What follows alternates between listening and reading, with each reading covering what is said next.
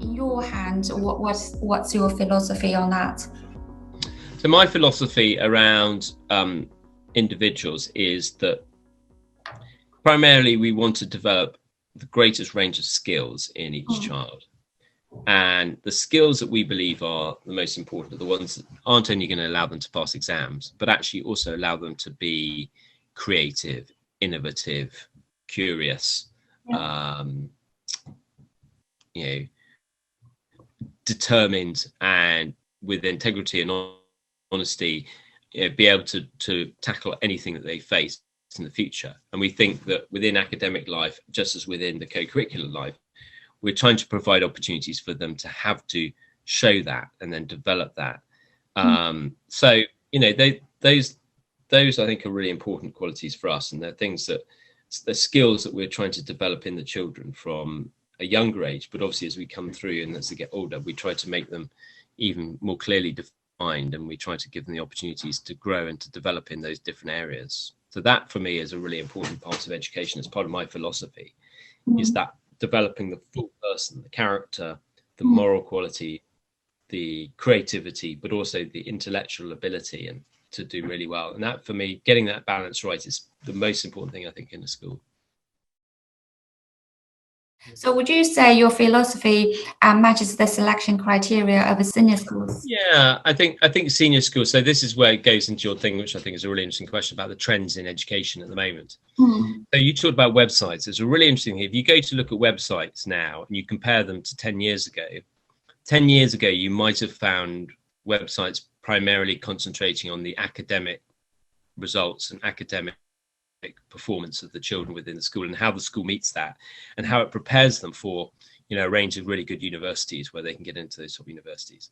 Those things are really important still, but you're much more likely, if you go onto a website now, to find an emphasis on some aspect of either innovation, curiosity, creativity, critical thinking.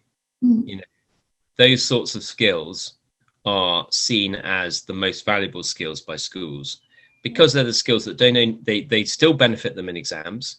They still allow them to do well, but they also allow them to then prosper more when they leave school, and when they go into the place of work. So schools are all and this is in prep schools as well, in particular for year 7 and 8, we're asking, what are the skills, what are the things that children need to develop that actually mean that they're going to be able to be successful, not just in academic exams and in getting to good universities, but when they leave education and when they start working in teams and when they start working in society. And it's been a difficult thing for maybe a tension that schools are often quite conservative places with people who've maybe been at that place teaching for many, many years.